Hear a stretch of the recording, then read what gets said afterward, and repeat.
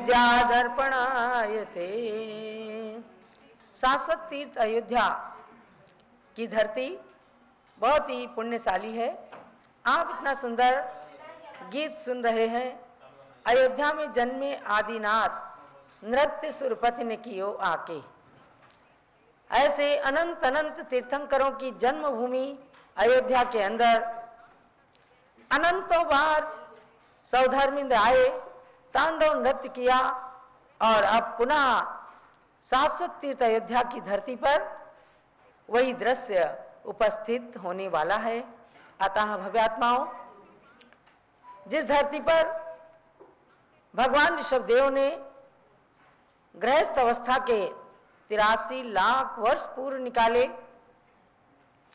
और पुनः उन्होंने दीक्षा लेकर श्रमणचर्या का उद्घाटन किया, यानी उन्होंने जनता को जीवन जीने की कला सिखाई।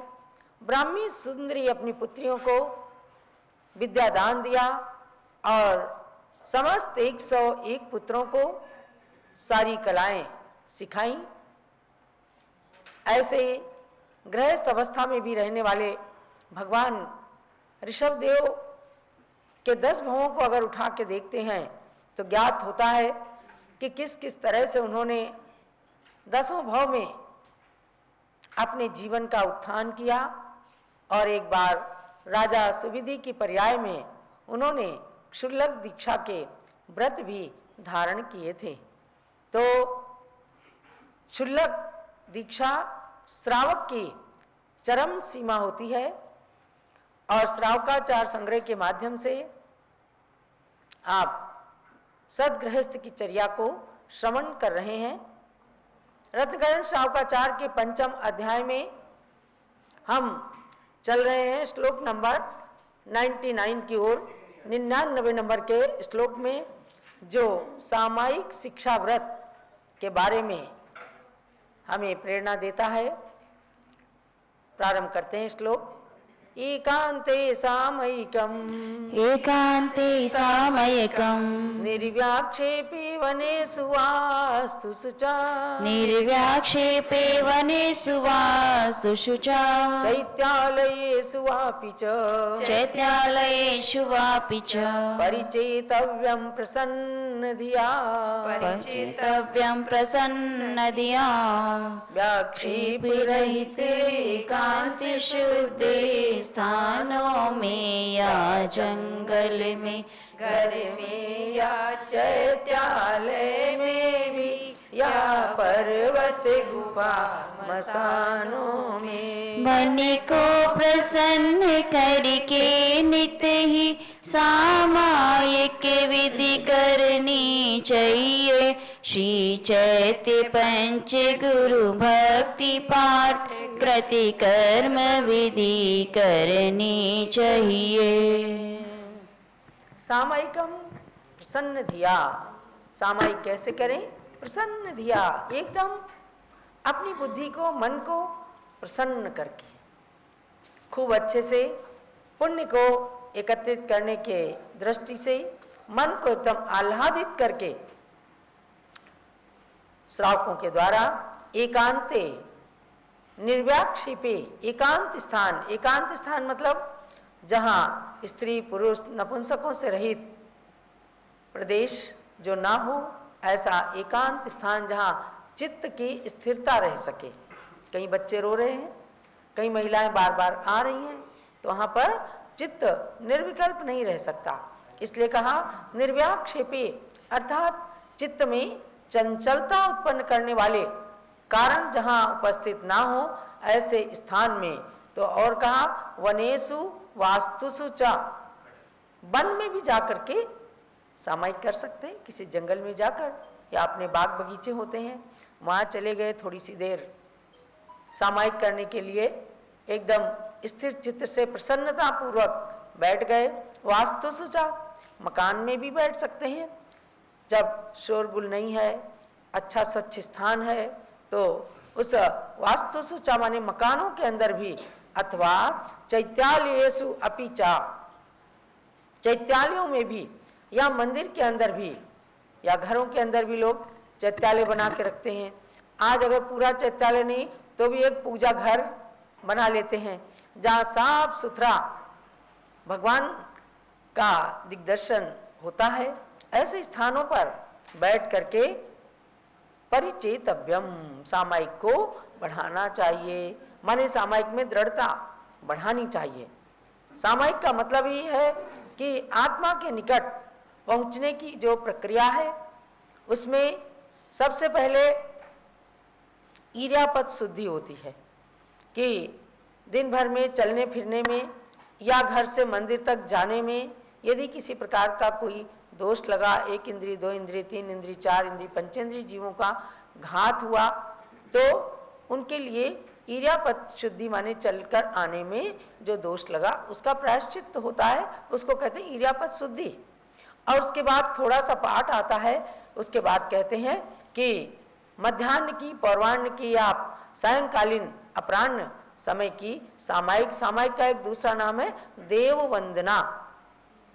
एक देव वंदना अपर नाम सामायिक नाम से पूज्य माता जी ने बहुत सुंदर पुस्तक लिखी है और उसमें आचार्यों की कृति का आधार देकर बताया कि जो देव वंदना होती है वही सामायिक होती है। और उसके लिए बड़ी अच्छी प्रक्रिया बताई है कि श्रावक श्राविकाएं जब प्रातः काल में भगवान का अभिषेक पूजा करते हैं तो उसकी भी एक विधि होती है। आप जम्बूदीप पूजांजलि में कभी देखें तो प्रतिष्ठा तिलक आदि ग्रंथों के आधार से उसमें पूजा मुख्य विधि दी गई है और पूजा मुख्य विधि करके सिद्ध भक्ति पढ़ करके सिद्धों को अर्घ चढ़ाते हैं और उसके बाद में अभिषेक करते हैं। फिर चाहे भले एक नवदेवता की पूजा करी और उसके बाद समापन में चैत्य भक्ति, पंचगुरु भक्ति, शांति भक्ति, समाधि भक्ति करके और किंचित देर के लिए 1-2 माला भी फेर ली तो श्रावक श्राविकाओं की प्रातः काल की सामायिक और पूजा दोनों हो जाती है। यह श्रावकों के लिए कही गई और बाकी साधु मुनि आरिका छुल्लक छुल्लिका लोग सुबह दोपहर शाम को तीनों समय देववंदना नाम की सामायिक नाम की पुस्तक है, उसको पढ़ करके और सामायिक की विधि कृति कर्म पूर्वक करते हैं। कहाँ उठना, कहाँ बैठना, कहाँ गवासन से बैठना, कहाँ हाथ जोड़ना, कहाँ ऐसे मुकुलित हाथ जोड़ना, कहाँ हाथ चिपका करके जोड़ना, इन सब मुद्राओं का कथन करते हुए उसे अपनाने की प्रेरणा दी है। इसी का नाम है कृति कर्म। और उस कृति कर्म के साथ में सामायिक जंगल में, मकान में, मंदिर में या एकांत स्थान में जाकर के करना चाहिए, जिससे कि मन की स्थिरता बढ़ती है। आगे चलते हैं।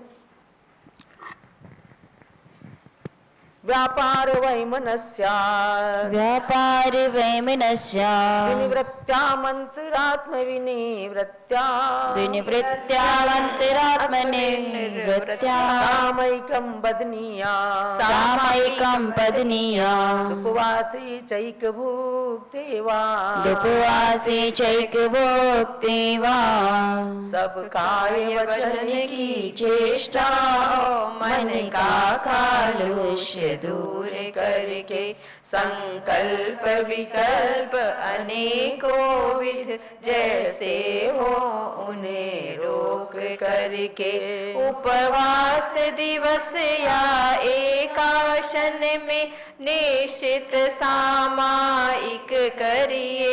व्रत के दिन में सामायिक कर नाना विध पाप दोष हरिए। व्यापार वैमनस्यात् अर्थात यहाँ व्यापार से क्या मतलब है? हीरे मोती चांदी आदि या कपड़े का व्यापार नहीं, शरीर का व्यापार, यानी शरीर की चेष्टा। तो शरीर की चेष्टा और मन की व्यग्रता, माने मन के संकल्प विकल्पों को या मन के अंदर कोई कलुषता है, किसी तरह का संक्लेश है, कोई पाप छिपा है, तो उससे विनिवृत्त्या माने निवृत्त होकर, जब तक मन के अंदर संक्लेश रहेगा तो सामायिक ठीक से नहीं हो सकती। सामायिक भले ही मुख से पढ़ रहे हैं लेकिन आत्मा के निकट नहीं पहुंच सकते, क्योंकि शब्दों की सामायिक हो सकती है पर मन वचन काय का व्यापार, उसकी कलुषता नहीं रुकी तो सामायिक में दोष लगता है। तो कहते अविनिवृत्त्या यानी उन कलुषताओं को दूर करके उनसे उनकी निवृत्ति होने पर अंतरात्म विनिवृत्त्या, अंतरात्म माने अंदर की मानसिक विकल्पों की विशिष्ट निवृत्ति पूर्वक, जो अंतरंग में मानसिक विकल्प रहते हैं किसी से कहे नहीं जाती, लेकिन मन के अंदर यदि विकल्प छिपे हुए हैं तो उन विकल्पों को भी छोड़ करके, विकल्पों की भी निवृत्ति पूर्वक उपवासे चैक भुक्तेवा, कभी उपवास करते हैं अष्टमी चतुर्दशी या कोई रोहिणी व्रत है या कोई और भी व्रत है तो उपवास करते हैं या एकासन करते हैं, तब आचार्य देव ने प्रेरणा दी है कि सामायिकम बदनियात, यानी सामायिक को अवश्य ही करना चाहिए। सामायिक का समय अवश्य ही बांध लेना चाहिए कि हमें एक बार या 2 बार कम से कम, अगर रोज सामायिक नहीं कर पा रहे हैं तो उपवास के दिन या एकासन के दिन हमें पूरी विधि के साथ सामायिक अवश्य करनी चाहिए। देखो जब कोई व्रत करते थे पहले तो लोग कहते थे रात भर कीर्तन करना है, रात में जागरण करना है। अब इसका मतलब क्या है, यानी कि आज उपवास किया या व्रत किया जाके सो गए तो उसमें दोष लगता है। जहाँ तक बने तो उपवास का भी मतलब होता है आत्मा के निकट वास करना। आत्मा के निकट वास कैसे होगा, जब धार्मिक क्रियाओं का पालन करते रहेंगे। तो उपवास करें या एकासन करें, उस दिन खूब मन वचन काय को एकाग्र करके, मन की कलुषताओं को दूर करके, प्राणी मात्र के प्रति मैत्री की भावना करके और सामायिक अवश्यमेव करना चाहिए। तो इस श्लोक के अंदर सामायिक के योग्य भावों की चर्चा करते हुए ये कहा है कि सामायिक के पहले शरीर की और वचन की चेष्टा, अर्थात शरीर का हिलाना डुलाना और वचन का जोर जोर से उच्चारण करना, और वैमनस्य माने मन को एकदम एग्रेसिव जैसे हो जाते हैं तो मन को व्यग्र रखना, तो उस व्यग्रता को कलुषता को दूर करके सामायिक के लिए बैठने से अत्यधिक पुण्य का बंध होता है। इसीलिए कहा कि उपवास या एकासन के दिन अगर ऐसी निर्दोष सामायिक की जाती है तो मुनियों के समान उनको पुण्य का बंध हो जाता है। आगे चलते हैं। सामयिकं प्रतिदिवसं सामायिकं प्रतिदिवसं यथावदप्यनलसेन चेतव्यं यथावदप्यनलसेन चेतव्यं व्रतपञ्चक परिपूर्ण व्रतपञ्चक परिपूर्ण कारणमवधानयुक्तेन कारणमवधानयुक्तेन प्रतिदिन आलस्य छोड़ करके एकाग्र चित्त भी हो करके शास्त्रोक्त विधि के अनुसार सामायिक करिए रुचि धर के।